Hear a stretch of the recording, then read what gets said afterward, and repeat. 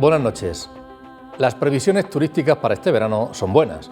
Entre las ganas de volver a viajar y que hay quien ha podido ahorrar, la ocupación hotelera y el consumo en España serán altos, tanto de turistas españoles como extranjeros.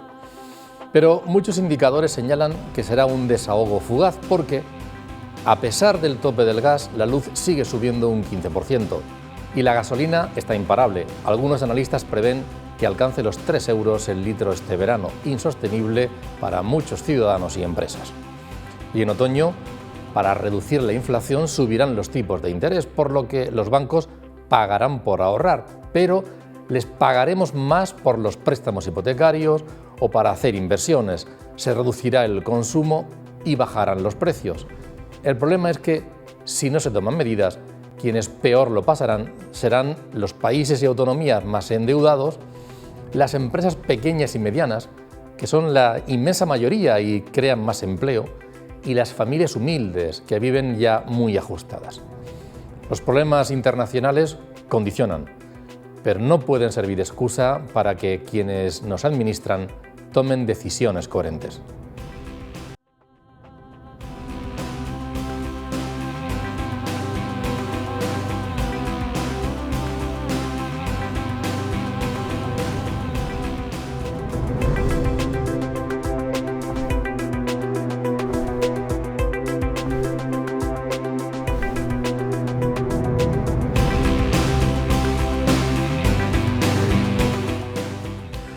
Muy buenas noches y bienvenidos al Debate Popular Televisión, un programa que vamos a hacer para analizar algunas de las cuestiones que acabamos de apuntar y otras muchas con los invitados que les presento a continuación. Gonzalo Guandosel, que es el decano de la Facultad de Economía y Empresa de la UCAM. Bienvenido, Gonzalo, un placer estar contigo. Buenas tardes, buenas noches. Muy buenas noches, gracias. Nos acompaña también Javier Adán, periodista. Buenas noches. Muchas gracias, Javier, un placer contar contigo. Y Pedro de los Santos, que es el vicedecano de Ingeniería Civil de esta casa, y por tanto hablaremos de cómo ser de infraestructuras y de inversiones importantes en nuestra comunidad autónoma. Pero bueno, siempre que lo permiten las circunstancias, porque primero me gustaría que hicierais una valoración global sobre estos datos económicos que no paran de salir y que parece que nos apuntan a que durante estos meses de verano, julio y agosto, las perspectivas, por ejemplo, para el turismo son buenas, va a haber movilidad, la gente se va a desplazar. Está habiendo muchas reservas, tanto turistas de España como del extranjero, y se va a animar el consumo también, se van a generar ingresos y eso está bien, pero parece que puede ser muy fugaz porque a la vuelta, en septiembre-octubre, entre la subida de energía y sobre todo de los tipos, podríamos vernos una situación bastante distinta con el enfriamiento de la economía. Gonzalo, ¿tú cómo lo ves? En general, ¿qué te llama la atención especialmente a tu que haga apuntar? Mira, la situación está complicada realmente. Tú sabes que a mí me gusta ser optimista normalmente, pero en esta ocasión me cuesta. La verdad es que la economía real, como se dice, pues está pasándolo muy mal con la inflación, está subiendo. Mira, ayer un dato real. Ayer el encargado de una obra pública que tiene 2 fases. La primera fase fue de octubre a febrero, que la tenían presupuestada, le hicieron, y ahora iban a ejecutar la segunda fase, que iba de julio a diciembre, y resulta que cuando han ido a ejecutar el proyecto, un 40% más del presupuesto cerrado del año pasado. Es decir, al ir a comprar los materiales, al ir a pagar las cosas, se había incrementado el presupuesto un 40%. Es decir, que la inflación es brutal. Y como sabes, la inflación es el impuesto de todos pagamos, y lo que en principio iba a ser coyuntural, pues se ha convertido en algo que parece estructural. La guerra, evidentemente, ha ayudado. Y luego hay 2 cosas que lanzo ahí que para mí son importantísimas. Una, que yo creo que no se están tomando, el gobierno está groggy, en mi opinión, no está tomando medidas adecuadas para paliar esta situación. Y en segundo lugar, que una vez más, desgraciadamente, la situación actual perjudica a las familias más humildes, aquellos que realmente están en una condición de no poder llegar a fin de mes, pues con esta subida de precio brutal, que lo podemos ver en la alimentación y en la gasolina, que pronto llegará a 2,5 euros, me acaban de decir, etcétera, pues está llevando a una situación que a lo mejor podemos aguantar el verano, porque todos tenemos un poco de ahorro de la pandemia, pero ojo con el otoño e invierno, que puede ser muy duro. ¿Estamos en 2 fases, Javier? ¿Puede ser?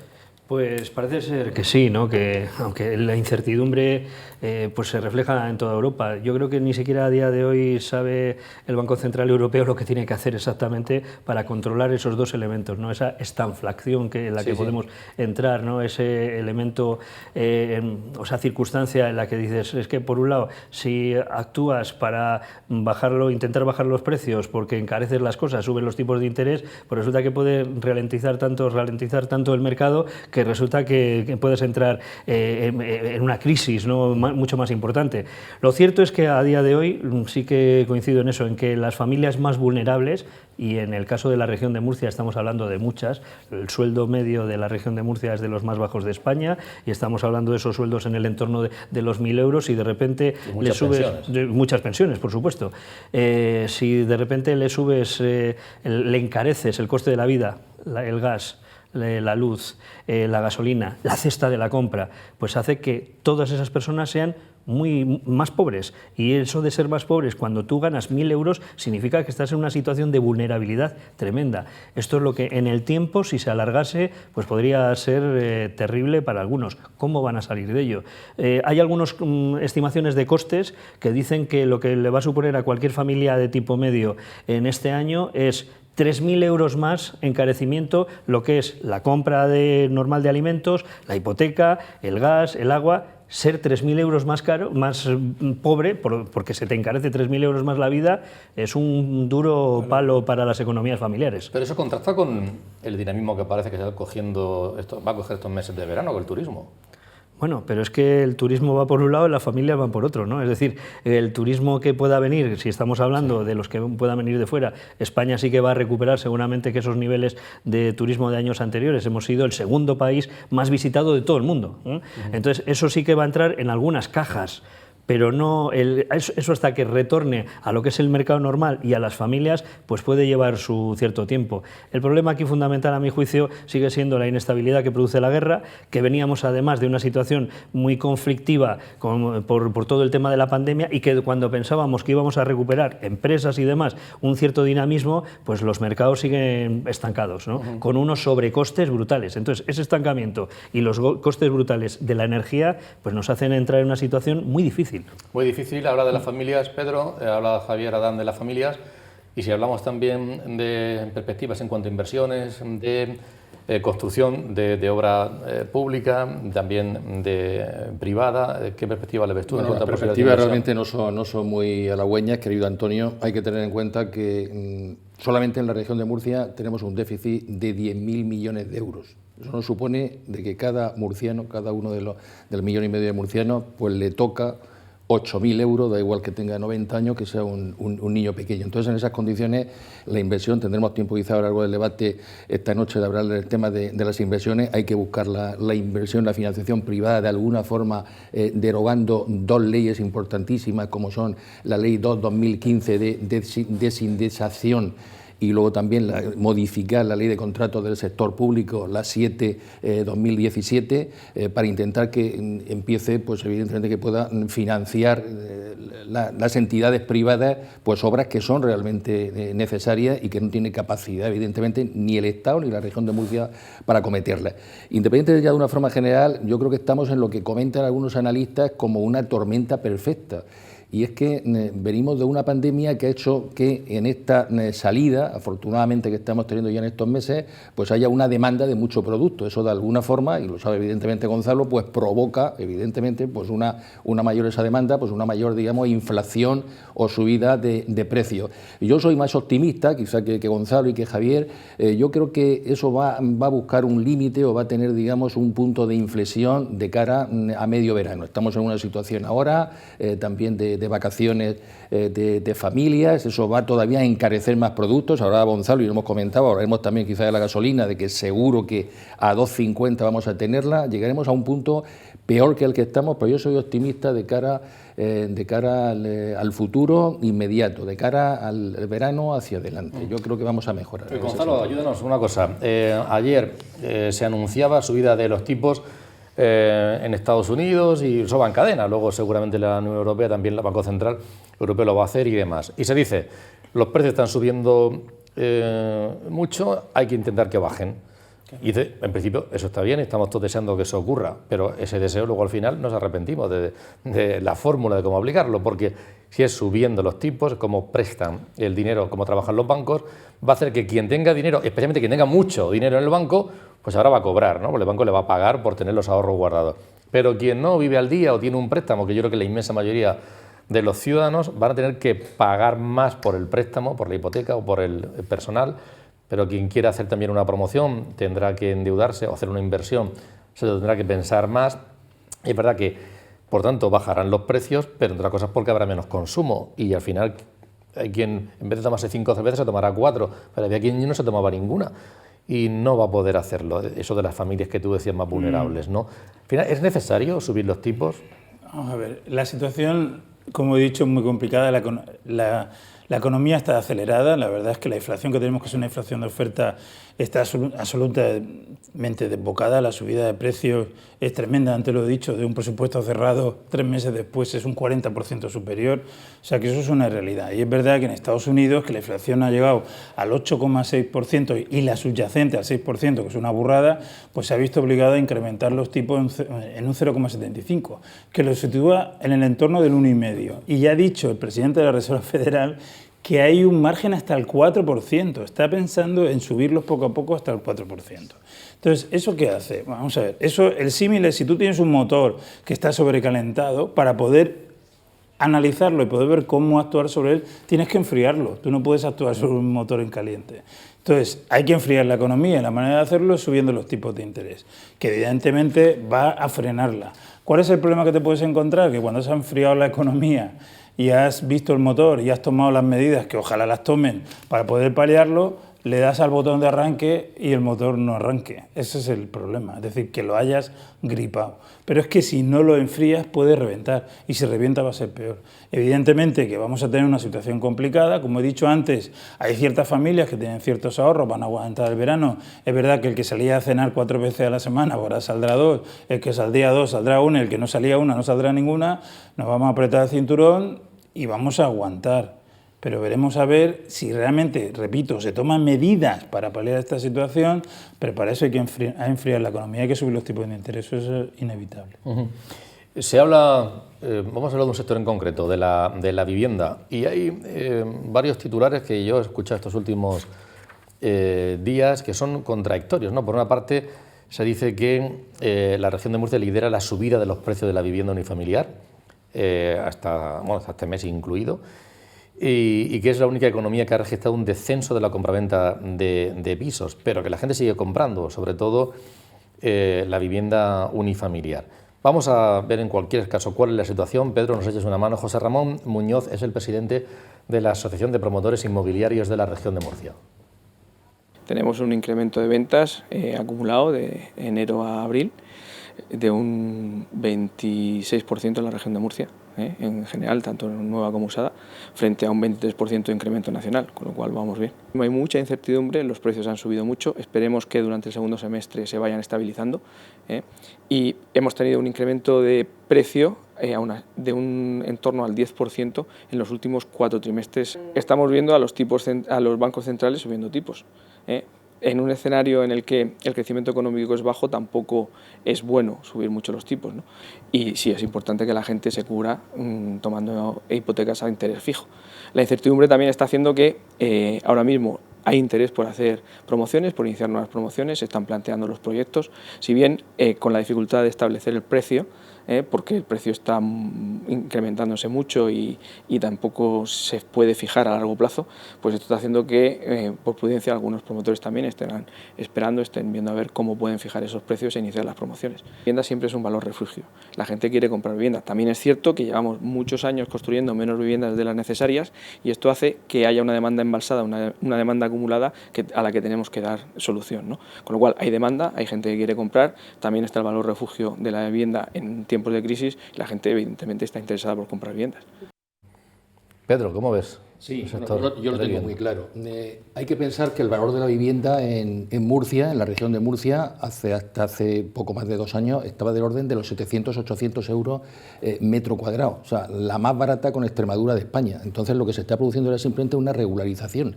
El precio medio de la vivienda actualmente en España ronda los 1.700 euros metro cuadrado, quitando País Vasco, Madrid y Barcelona, que pasan ampliamente de los 2.000. El precio estimativo en función del PIB de la región de Murcia estaría en 1.200, 1.300 euros. Ahora estamos sobre los 1.000 euros. Yo estoy seguro que va a seguir subiendo y además yo animaría al que piense en comprarse una vivienda que la compre, porque va a subir, yo creo, del orden de ese 20 o 30% hasta ajustarse a unos 1.200, 1.300 euros metro cuadrado, que sería el precio tipo. Luego hay que hacer 2 consideraciones también extras.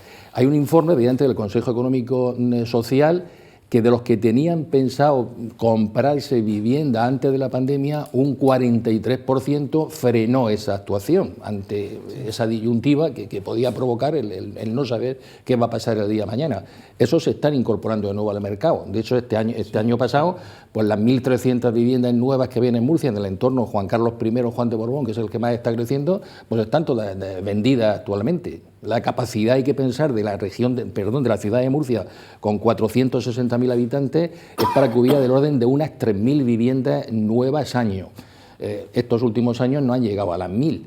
Ahora mismo hay proyectos ya del ayuntamiento del orden de unas 1.500 viviendas que van a salir. Yo creo que va a ser un mercado muy interesante y yo digo, animo al que quiera y al que pueda, aunque sea con hipoteca previa, de comprarse una vivienda, porque va a seguir subiendo, porque estamos en unos precios realmente bajos todavía en la región. Estoy pensando en un chico que está a punto de casarse y que tiene que comprar un precio, meterse en una hipoteca en un piso que ya le parece caro. Y sí, además le está diciendo que va a subir mañana y la semana que viene y el mes que viene, seguro, va a seguir subiendo seguro, porque estamos en unos precios muy óptimos en relación, ya digo, a cómo está el panorama nacional. Estás animando al que quiera comprar que compre y al que quiera vender a que se espere.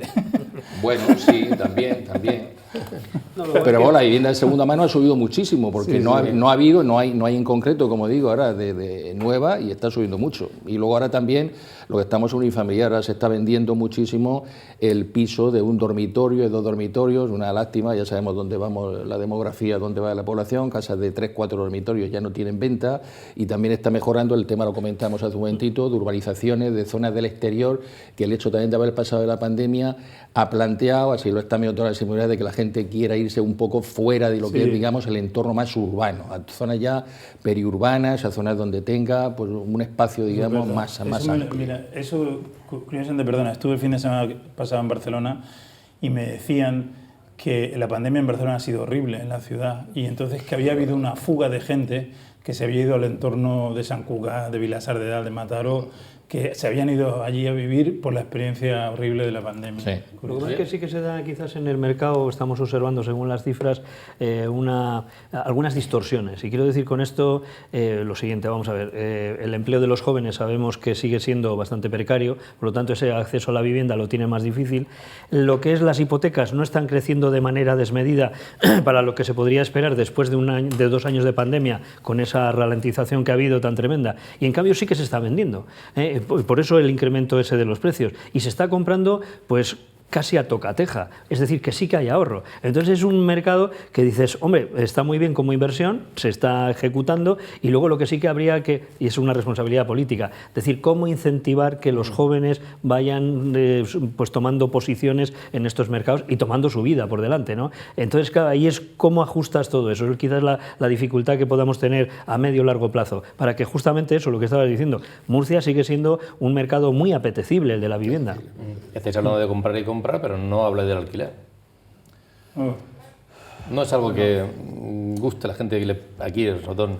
En España. No, en concreto, además, en la región de Murcia, pero en España hay que pensar que, por ejemplo, en países como Alemania, yo estuve hace un par de semanas en Checoslovaquia en un congreso en Praga, y ahí me comentaban que el 80% de la población que vive en Praga vive en alquiler. No tenemos esa idea que tienen en países de Centro Europa, Gonzalo, que viaja también mucho a Austria, también a Alemania. La idea que tiene el alemán, el austríaco, cualquiera de Centro Europa, no es la que tenemos aquí, que tenemos una idea de vivir, de hacer efectivamente un patrimonio y de que no a lo mejor querer más, digamos, nuestra patria, pero sí de estar más cerca de todo y de tener nuestra casita, digamos, que sea, digamos. También es verdad que los precios en Praga o en Londres son tan brutales que la gente va hacia el alquiler más, ¿no? Es decir, pero bueno, es cierto, de todas maneras sí que hay gente que usa el alquiler, pero por ejemplo, esa gente que compra para invertir, lo que hace es que arregla la casa comprada y la alquila, ¿no? Quizás no tanto en Murcia, pero por ejemplo en la zona de las playas y tal, pues hay un montón de gente que sí que utiliza esa segunda inversión y la alquila, pues eso tiene un alquiler fácil.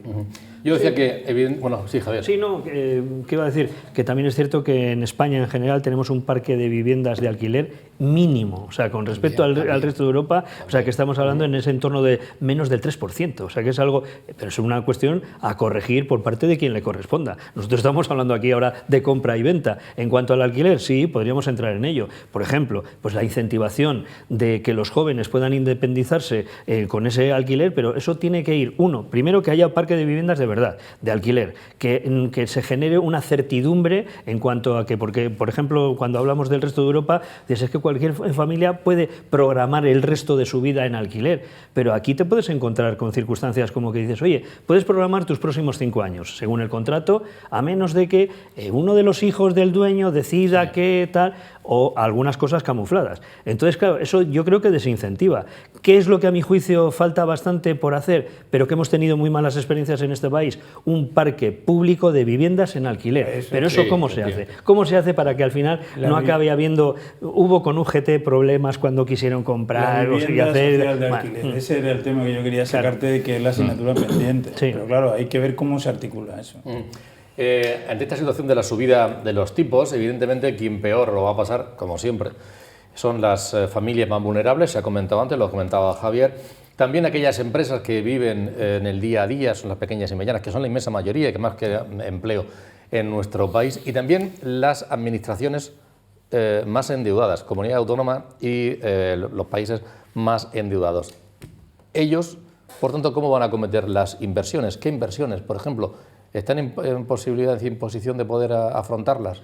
Aquí, hablo de la región de Murcia, las nuestras. Pero mira, por poner una comparativa de fuera, a mí me ha llamado la atención en estos días el que Italia, una potencia, la cuarta potencia de Europa económica, contando también con el Reino Unido, resulta que al mando de la nave está Mario Draghi, que resulta que él venía de la banca privada, además como un excelente gestor. Encima después estuvo como presidente del Banco Central Europeo y tiene un problemazo mucho más grande que el nuestro, en cuanto al endeudamiento que tiene Italia, siendo una potencia económica, como todos sabemos, brutal, es decir, industria automovilística, industria de todo tipo, diseño, es una economía que está por encima en PIB, en Producto Interior Bruto, por encima de Rusia, que muchas veces lo hemos comentado aquí, y resulta que tienen ese problema gravísimo, o sea que no es una cuestión de países marginales, es de potencias europeas. Bueno, ¿cómo afrontar todo eso? Pues si ya nos acercamos hacia aquí, primero, en el caso de Murcia sí que debemos de poner siempre por delante que tenemos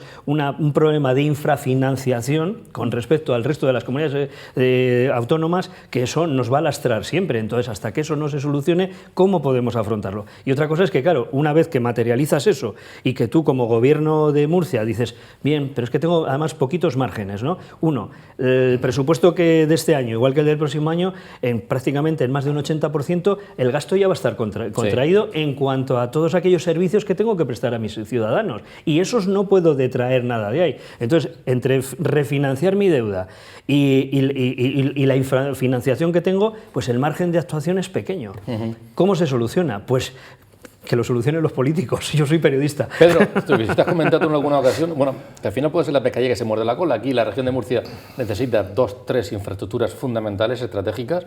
Ahora tú, si te parece, nos las recuerdas.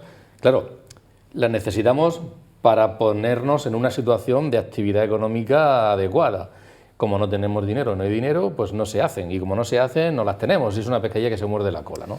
Pues por eso hay que tirar, lo comentaba en el preámbulo, de la financiación privada. Es que no hay más. Como bien comentaba Javier, el 80% se va pues prácticamente sanidad, educación, unos recursos básicos, pues bueno, pago a funcionarios, de más, con lo cual no queda dinero para inversiones. Pero vamos, hablamos de la comunidad autónoma y hablamos de ayuntamientos. Yo con muchos he trabajado años atrás y es que no tenían pues eso nada más que para crear mantenimiento, lo que tiene ahora la Dirección General. Ayer estuve con el consejero de Fomento, con el director de carreteras. Es que tenemos pues para parchear, para digamos hacer, pero no para cometer infraestructuras nuevas que, como bien comentas, son necesarias. Vuelvo a decir, hay que cambiar esa ley 2/2015 de desindustrialización, que esa ley, ¿qué es lo que plantea esa ley? Esa ley plantea que no puede haber financiación privada más allá que genere unos recursos a las empresas de un 2,5% de beneficio anual. Las empresas constructoras pues andan, y además así figura en todos los proyectos, con un beneficio industrial del 6%, tampoco va más allá, por lo menos llegar hasta ese punto. Cuando no estaba esa ley, cuando sacó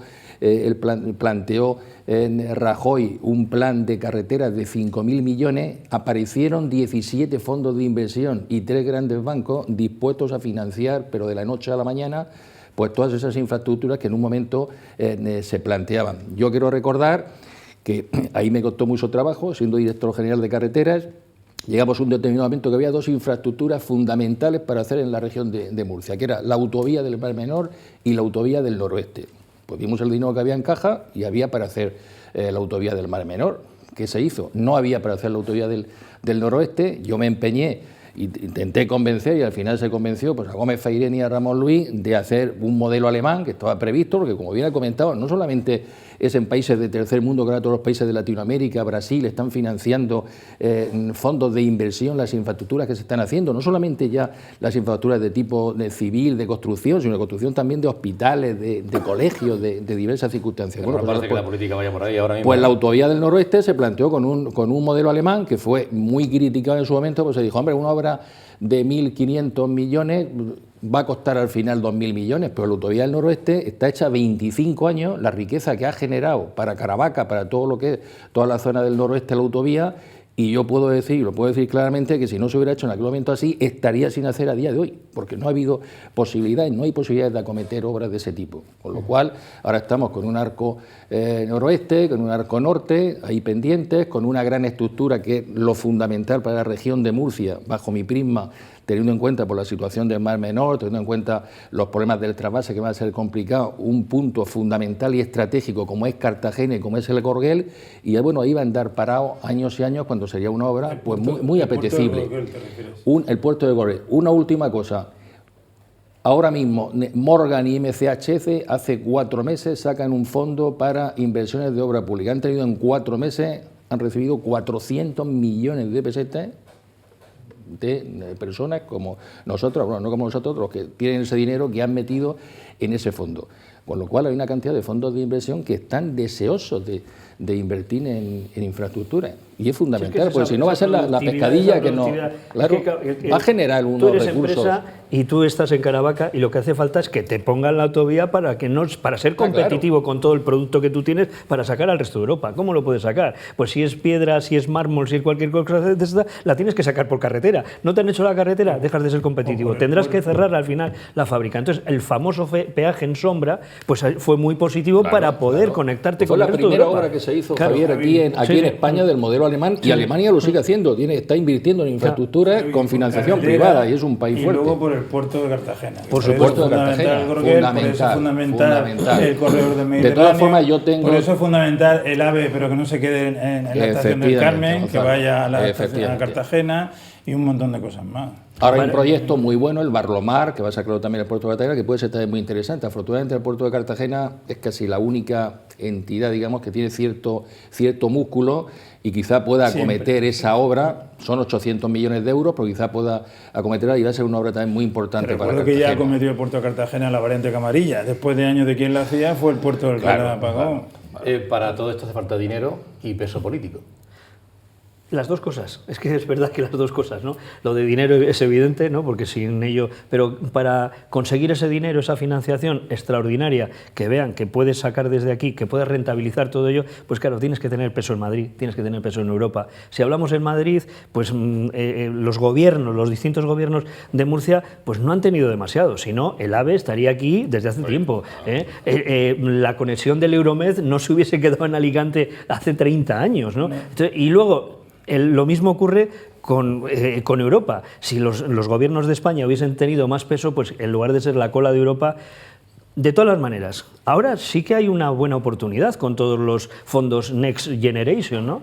Otra cosa es la ejecución.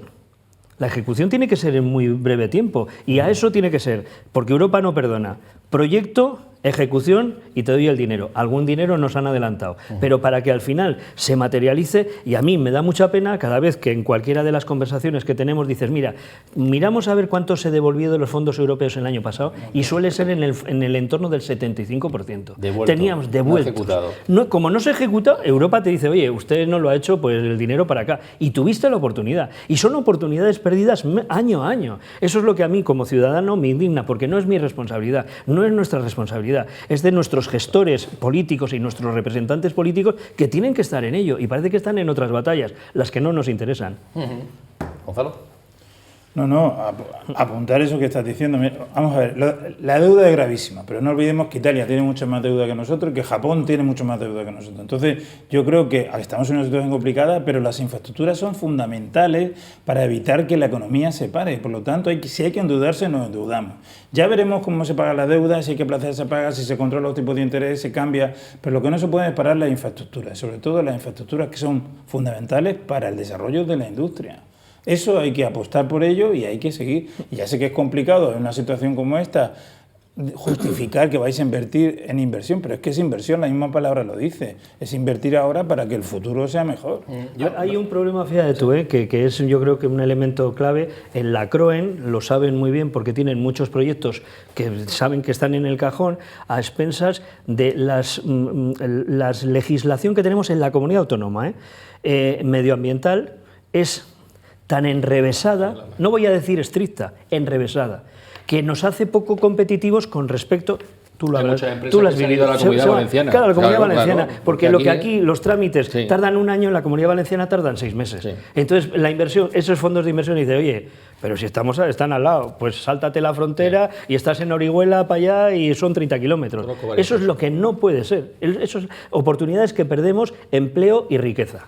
Pues para eso se supone que hay un info y que hay organismos... Sí, pero esa legislación enrevesada, eso no es un problema, es algo más estructural que deben de solucionarlo. Que el info, uno de los objetivos que es atraer inversión a la región, por lo tanto tiene que saber que tienen esos problemas y tiene que ayudar a solucionarlos. El IFO lo trae, pero dices, si luego en la legislación que tenemos que modificar, que seguramente para modificarla resulta que te hace falta acuerdos políticos. Javi, cuando hablamos de acuerdos políticos, ¿qué hacemos? Ya tenemos que mirar al cielo. Los señores del IFO actúen de lobby para cambiar la legislación regional. Gonzalo, ¿tú crees que realmente no tiene tanta importancia? El gobierno, la deuda pública del Estado hasta marzo ya superaba el objetivo del gobierno 2022.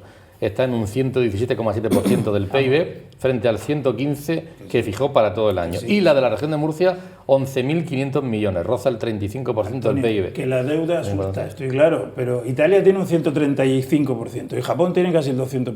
Vale, que la deuda... Si puedes evitarla, mejor, pero si la tienes que engordar, porque no para irte de vacaciones, pero si la tienes que engordar para hacer infraestructuras necesarias para que la economía no se pare, pues bienvenido sea. Sí, lo que no podemos es parar las inversiones, porque parar las inversiones es... Mira, hoy por ejemplo, con el precio de la luz, que no ha funcionado el top y tal, hoy he leído que una de las razones es porque se ha dejado de invertir en energías renovables. Y entonces, al no invertir en alguna energía renovable, ha resultado que algunas plantas han dejado de funcionar no sé dónde y eso ha encarecido el precio de la luz. Dejar de invertir no es ahorrar dinero, es ahorrar a corto plazo, pero perjudicar el desarrollo a largo plazo. Yo recuerdo que además, Pedro, no hace tiempo que estuviste aquí en el programa, hablabas de lo del Arco Norte.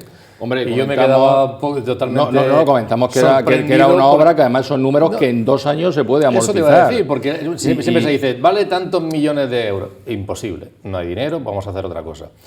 Pero claro, si pones las luces largas y vives más allá y tú comentabas el número de vehículos, la ocupación, el tiempo de espera, y haces esos números, pues dices tú entonces. Bueno, una obra que se amortiza en 2 años. Estaba hablando de 300 millones de euros y el otro día unas preguntas de la oposición, del PP, dijo ya claramente el PSOE que no había dinero para ejecutar el arco norte. Sí.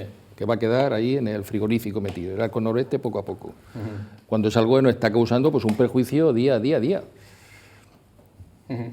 No hay otra.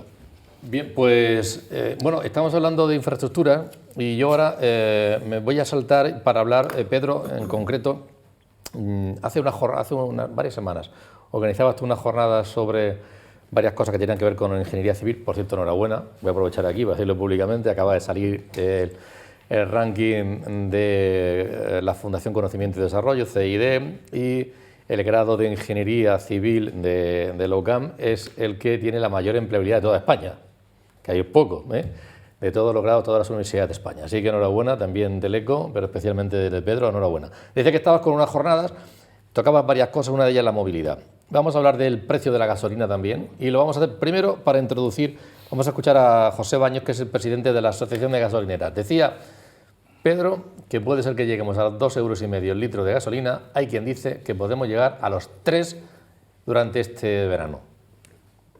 No, nosotros no aumentamos los precios, nosotros no somos los que decidimos el precio del mercado, nosotros somos intermediarios y ponemos nuestro margen de beneficio, que por desgracia por la subida está muy mermado y estamos en una época de beneficios muy bajos, más luego con la situación que nos encontramos de los 20 céntimos que tenemos que hacer de banco para el Estado. La gasolina se decide por el mercado internacional del crudo, del refino. Son cotizaciones internacionales y sobre ahí cada uno pone sus márgenes, el distribuidor, la refinería, el operador, y luego nosotros, que somos el último eslabón, somos las estaciones de servicio. Pero te puedo decir que ahora mismo, en las circunstancias que nos encontramos estos últimos meses, los márgenes que tienen las estaciones de servicio son muy bajos con respecto a lo que normalmente podíamos tener. Lo estamos pasando realmente mal. No hay tope de precio, que decir, cada operador vende a su precio, es su cotización y puede haber, pero bueno, estamos todos ahí, estamos ya rondando todos los 2 euros que se han pasado ya estos días. Bueno, los ciudadanos están aguantando mucho, que decir, que creo que aguantarán muchísimo más, pero vamos, que está la solución. Lo que es incomprensible es que ante la subida del combustible no se bajen los impuestos como se han bajado en otros países de la Comunidad Económica Europea. Hay muchas cosas que comentar aquí. Una de ellas, el barril de petróleo de crudo está más barato, o sea, tiene un precio bastante razonable, ¿no? Bueno, vamos a ver, hay una cosa que Pero, ¿qué pasa entonces entre esa diferencia? Es decir, a nivel, en la parte central de intermediarios, no sé quién, mira, es una auténtica barbaridad. Hay una cosa que me preguntaban el otro día. Digo, Gonzalo, ¿cómo es posible que en el 2008, que estaba el barril de petróleo a 140, ¿vale?, y la gasolina a 1,26, y hoy en día que está el barril de petróleo a 123, la gasolina está a 2,09? ¿Vale? Es decir, que la gasolina se ha incrementado un 65%, mientras que el barril de petróleo ha bajado un 13%. Bueno, hay 3 razones que yo creo básicas. La primera es que los impuestos han subido, ¿vale? Los impuestos han subido desde 2008 hasta aquí, han subido bastante. Luego hay mayores márgenes comerciales en la industria, es decir, pero han subido bastante los márgenes comerciales también. Y en tercer lugar, que el dólar, entonces era un dólar débil, que estaba a 1,50 y ahora está a 1,10, y el barril de Brent se cotiza en dólar. Entonces, ¿qué se puede hacer ante eso? Pues evidentemente ya lo ha dicho este señor. Polonia, Italia e Irlanda lo que han hecho es bajar impuestos. Hungría lo que ha hecho es poner un tope, ha dicho, yo admito que el consumidor pague hasta aquí y el resto lo paga el Estado, pero eso primero que hizo, pues vacaciones turísticas de gasolina, que la gente iba a comprar, entonces dijo, solo para los húngaros, y entonces entró con problemas con la competencia europea, ¿no? Y se ha parado, por lo cual la única palanca que ahora mismo parece viable es que el gobierno rebaje el impuesto de hidrocarburos. Pero ¿qué pasa? Que esos son 11.000 y pico millones de euros que recibe el gobierno. Eso te iba a decir, ahí hay mucho dinero. Claro, alguien hace caja. Claro, y entonces, claro, el gobierno se resiste. ¿Qué pasa? Que la gente está aguantando, este señor lo ha dicho. Yo creo que no van a aguantar tanto. Si realmente, como me ha comentado Pedro antes, la gasolina llega a 2,5, yo creo que va a haber un otoño muy caliente, porque la gente no va a aguantar. Porque además eso es inmediato, eso es lo que necesitas todos los días para ir a tu puesto de trabajo, para ir a ver a tu madre o para ir a ver a tus amigos, es decir, la gasolina, y eso es algo que nos duele a todos en las manos. Javier.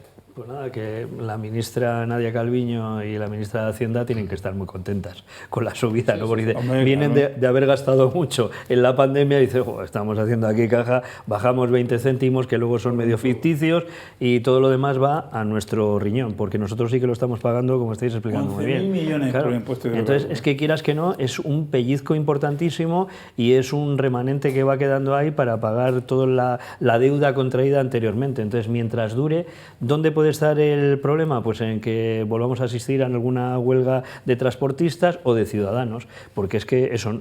También es verdad que en realidad esto va a ralentizar una parte importante del mercado, ¿no? Porque dices, oye, que si resulta que tienes que irte de vacaciones en el coche, es como para pensártelo. Igual es mejor quedarte en el sitio y todo eso desincentiva. Ya, pero vamos, que estoy hablando de cosas que parecen peregrinas, ¿no? Pero que dices, corcho, pero es que yo no sé cuáles son los cálculos reales, porque lo cierto es que el gobierno está haciendo mucha caja. Yo creo que más que nunca. Mira, a mí me parece, es que lo tengo que decir, me parece una vergüenza que el gobierno no actúe sobre este tema, porque es un tema que nos hace daño a todos, es decir, que es un tema que vemos diariamente y que te quema la cartera. Entonces, ante esta bolsa de 11.492 millones que recauda el impuesto de hidrocarburos, debería tomar medidas ya.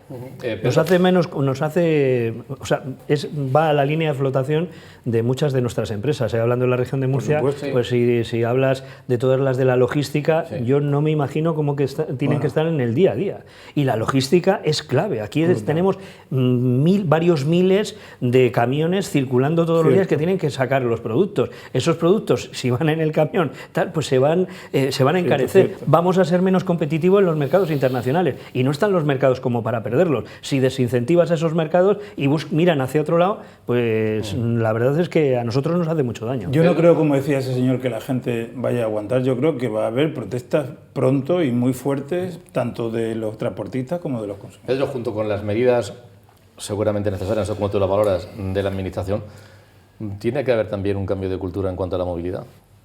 ¿Dos cosas o no? ¿O es difícil? Bueno, el cambio de cultura va a ser difícil, más cuando venimos, lo hemos comentado ya, de una pandemia, tenemos ganas de salir, llega ahora una situación de verano, que por eso yo estoy convencido de que va a haber, evidentemente, más demanda, y bueno, siguen las gasolineras llenas, siguen las carreteras llenas, siguen habiendo los 140.000 vehículos aquí, o sea, la movilidad no para y sigue, ahora mismo estamos ya a unos niveles prepandemia y se espera que se superen este verano en muchas localidades, sobre todo las zonas turísticas. Y yo estoy de acuerdo con lo que comentaban Gonzalo y Javier, el gran negocio lo está haciendo el Estado. Además, las cuentas son rápidas.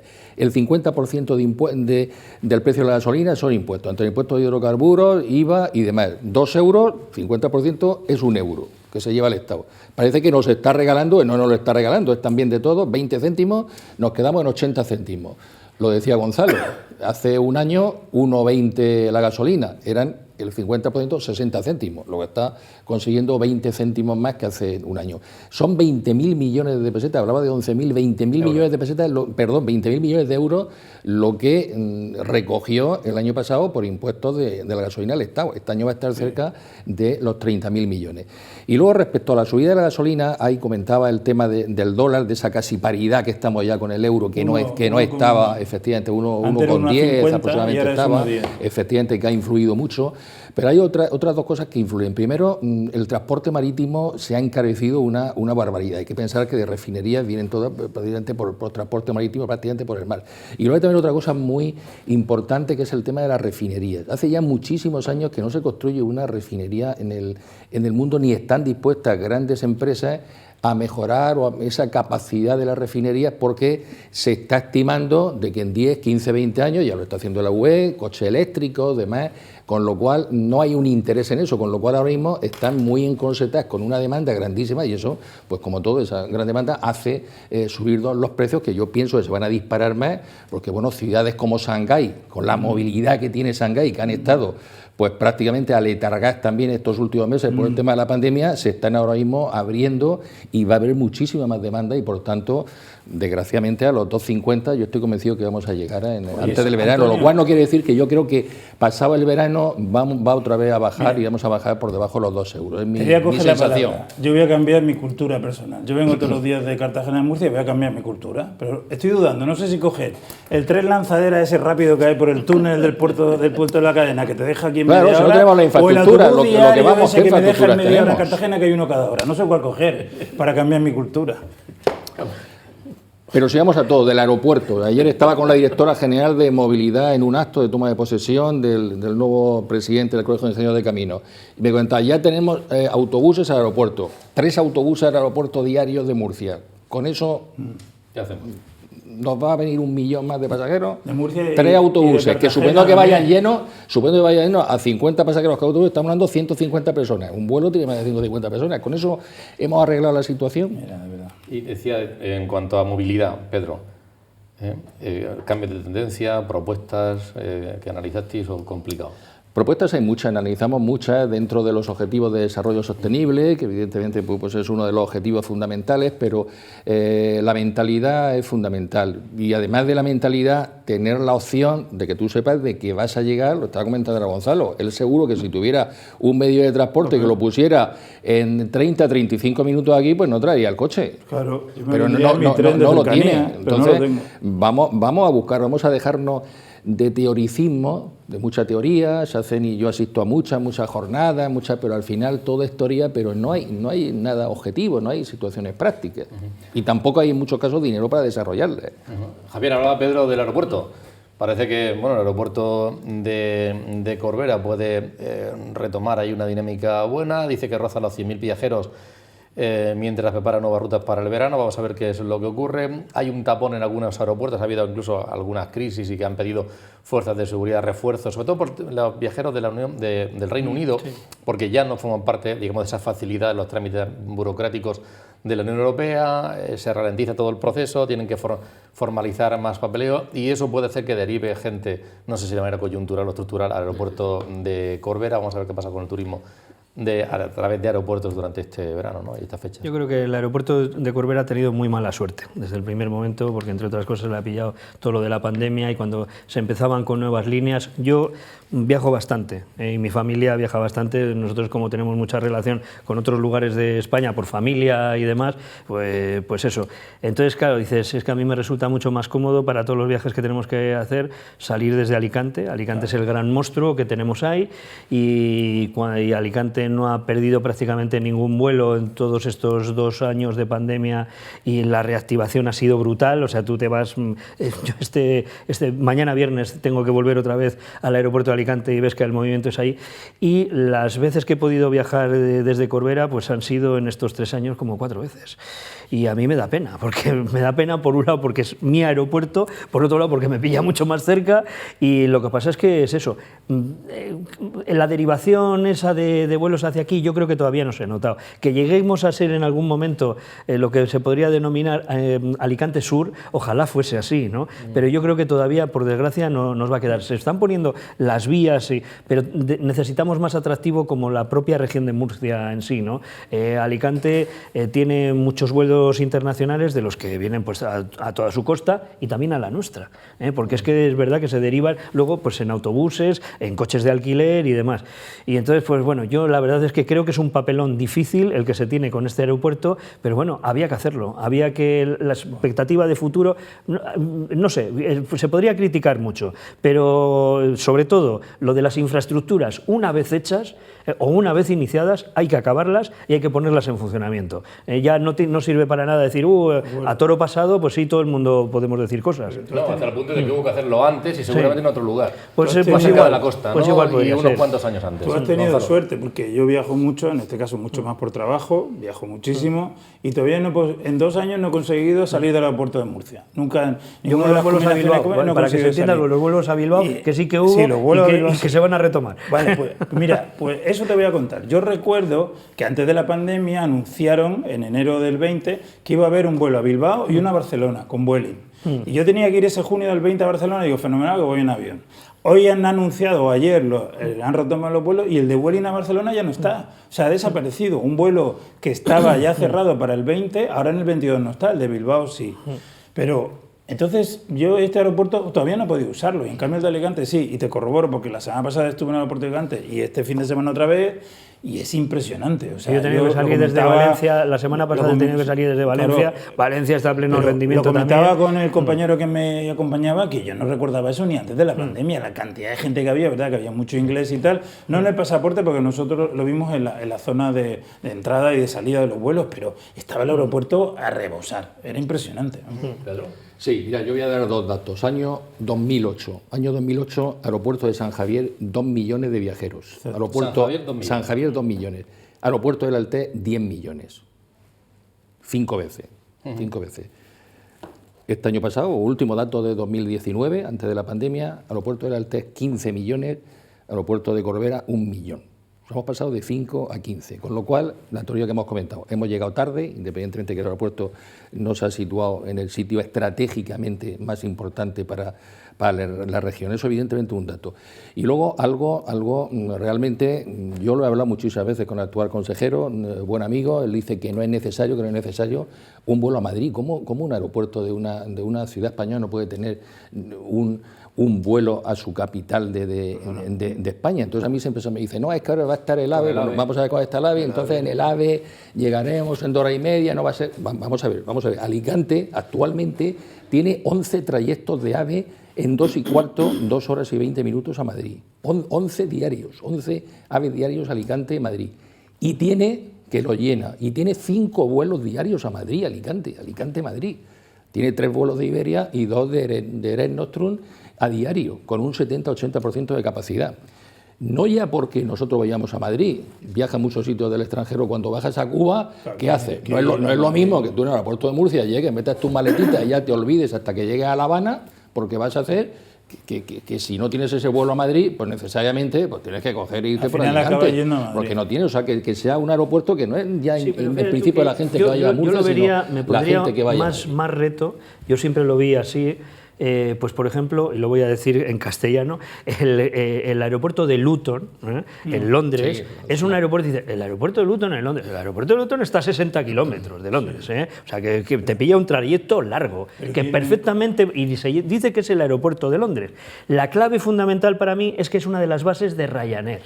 Sí, ahí está la clave, la base de Ryanair, y Ryanair desde ahí, que es la compañía que más gente mueve en todo el mundo, pues resulta que mueve a millones, Javi, desde allí, desde 60 kilómetros. Y hay otra clave, perdona, que yo he viajado al aeropuerto de Luton, que tienes 20 trenes diarios que te llevan a Londres en 45 minutos. No tienes problema efectivamente, no tienes problema. Claro. Y otra clave y otra cosa importante, vamos a ver, cuando llegó la concesión del aeropuerto de Murcia, estaba AENA, y estaba pues otra compañía en la cual pues tenía Ryanair, SIS y otras compañías de low cost, el Agesto.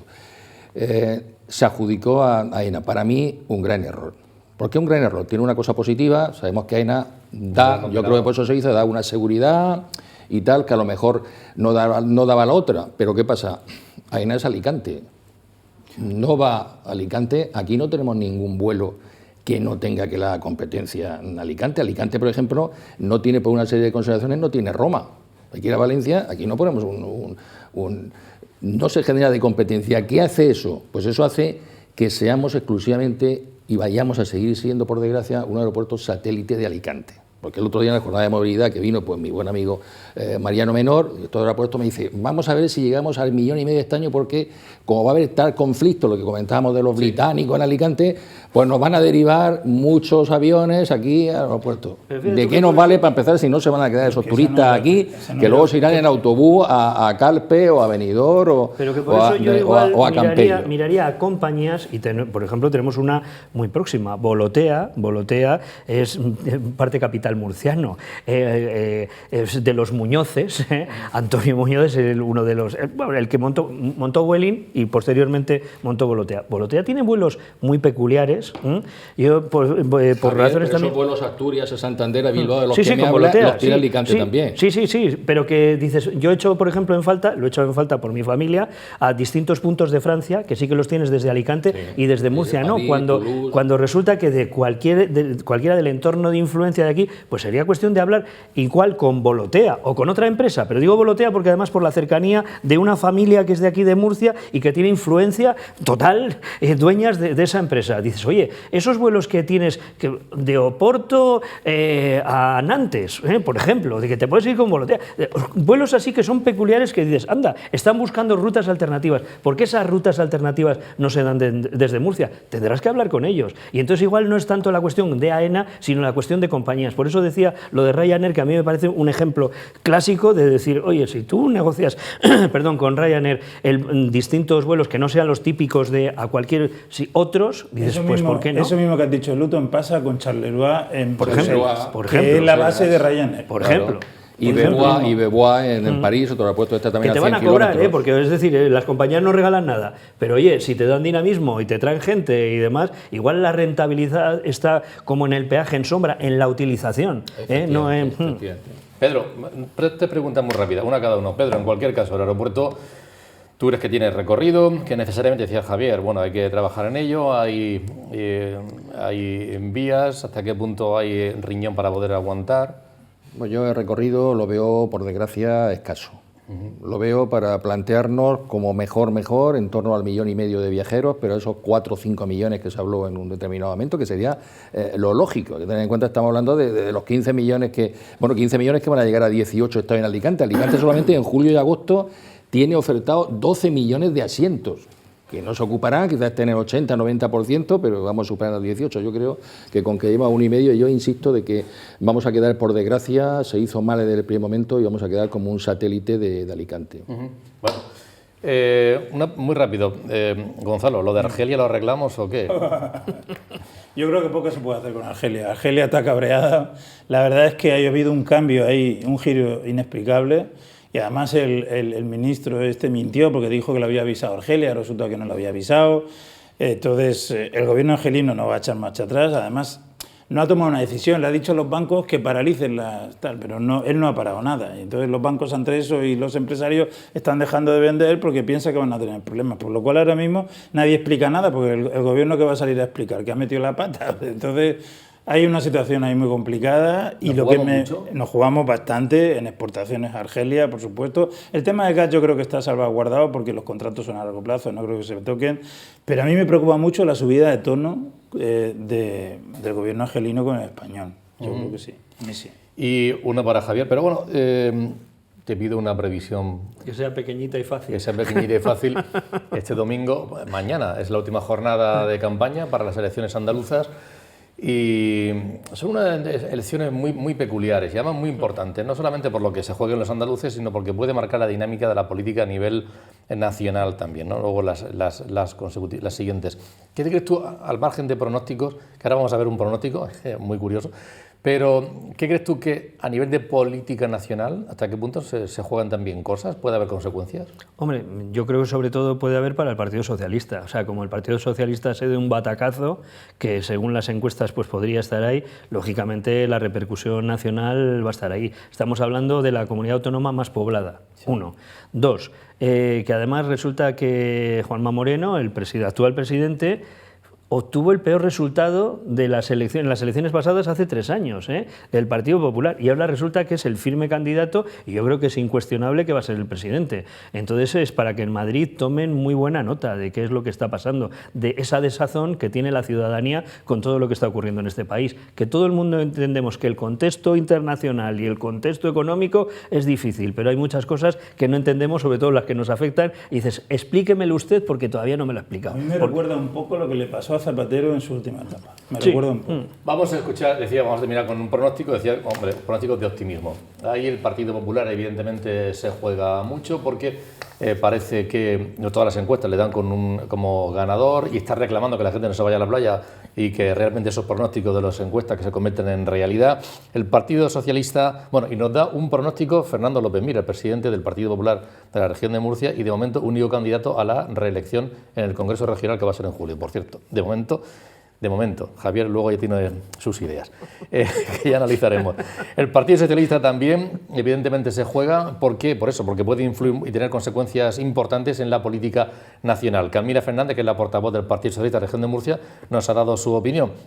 Ciudadanos también. Ahí ha jugado un papel muy importante Ciudadanos en Andalucía durante estos años, con un candidato que, bueno, que ha sido una persona además que ha tenido una relación muy estrecha con el propio presidente de Andalucía y sin embargo, bueno, pues ahora puede ser que ni entre, vamos a ver, o qué presencia puede tener. Nos da su opinión María José Arroz, coordinadora autonómica de Ciudadanos, y luego Antelo, de Vox, presidente de la región de Murcia, sobre lo que puede ocurrir de Vox. Ya le digo, en cualquier caso, todos ellos son muy optimistas. Bueno, yo no tengo ninguna duda y todas las encuestas coinciden en ello, aunque es cierto que la encuesta más fiable y la más importante es la del día de las elecciones, la que nos digan las urnas y todos los andaluces, pero evidentemente el Partido Popular y Juanma Moreno van a sacar un gran resultado. Yo estoy convencido de que va a sacar una mayoría suficiente para poder gobernar en solitario, porque la única manera de que se garantice que se va a cumplir el programa de gobierno del Partido Popular, la única manera de garantizar que no se va a depender de nadie más, la única manera de garantizar que Andalucía va a seguir desarrollándose. Las elecciones en Andalucía en esta ocasión son mucho más importantes que en las ocasiones anteriores, porque salimos de una situación de crisis, porque estamos viviendo las consecuencias de una guerra muy grave y se está resintiendo todo en este país y, por supuesto, en Andalucía.